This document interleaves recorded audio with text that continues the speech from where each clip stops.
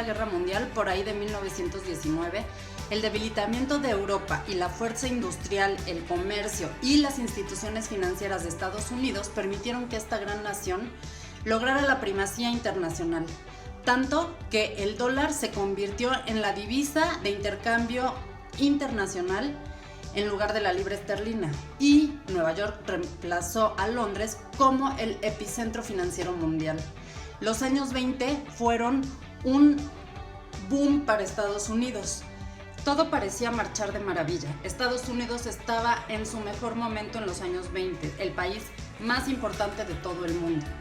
Las empresas eran prósperas, la población apoyaba y aceptaba y disfrutaba todos los beneficios económicos que traía esto. No fue hasta 1929, exactamente en octubre, cuando la bolsa de valores de Nueva York cae. Esto trae una crisis porque los inversionistas empiezan a dudar y a espantarse, y fue una de las causas por las que empieza lo que conocemos como la Gran Depresión del 29. Empezó un gran desempleo, pobreza, crisis. Aunque no fue lo único, vamos a ver cuáles fueron los factores que comenzaron esta famosa Gran Depresión.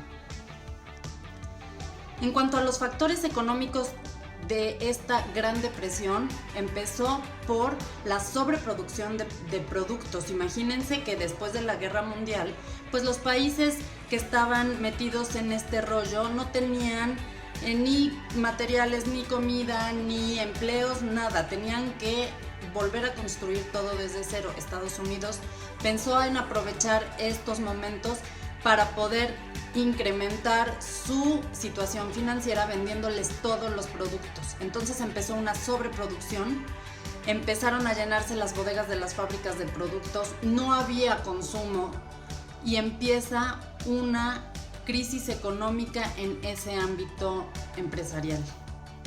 También otra cosa que pasó es que Estados Unidos empezó a prestar dinero, emitió muchísimos créditos y también las personas no podían pagar ni el capital ni los intereses de esos préstamos. Entonces Estados Unidos se fue quedando sin el circulante.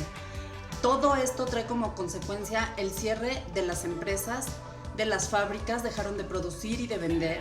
Los bancos cerraron porque no tenían ya fondos y no recuperaban sus créditos. Los países europeos dejaron de pagar sus deudas y a las instituciones estadounidenses, y el comercio internacional se desplomó al casi 100%. Entonces esto trae una parálisis económica a nivel mundial. El desempleo alcanzó cifras históricas en muchas partes del mundo. La miseria y el hambre afectaron a millones de habitantes, no solo de Estados Unidos, sino de todo el planeta. Los campesinos vendían sus tierras para poder sobrevivir y mucha gente perdió sus hogares al no poder pagar una hipoteca. Se generalizó esto a nivel mundial. Políticamente comenzó un ascenso o estaban mucho más arriba gobiernos autoritarios como el fascismo, que representaba como alternativas a la democracia liberal. Se fortaleció el proyecto comunista en la Unión Soviética y Roosevelt era presidente de Estados Unidos en esa época. Él se mantuvo durante 12 años para poder atacar esta Gran Depresión. Para la época de los años 30, los países capitalistas, es decir, Estados Unidos, Francia, Inglaterra, se apoyaron mucho en el famoso estado de bienestar para poder salir adelante. Por su parte, y del otro lado de la moneda, el gobierno comunista de la Unión Soviética emprendió la modernización e industrialización de este país, queriendo ser una gran potencia a nivel mundial. Para la época de 1941 más o menos, se había convertido la Unión Soviética en el país, uno de los países más importantes en materia industrial del planeta. A pesar del rezago y de la crisis que vivía todo el mundo, la Unión Soviética iba para arriba con sus ideas comunistas. En conclusión, en la época de los 20, Estados Unidos logró un gran poderío económico, financiero y comercial que se tradujo en un beneficio para la sociedad. Para la época de los 1929, la caída de la Bolsa de Valores de Nueva York detona una gran crisis económica con terribles efectos a nivel mundial, a excepción de la Unión Soviética, que desde 1922 había estado adoptando ciertos modelos como el comunismo para poder salir adelante.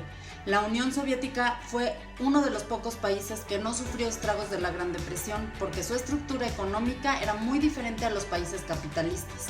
A finales de los 30, Estados Unidos de América contaba con su recuperación económica llamada el New Deal y la Unión Soviética mantenía sus políticas de industrialización.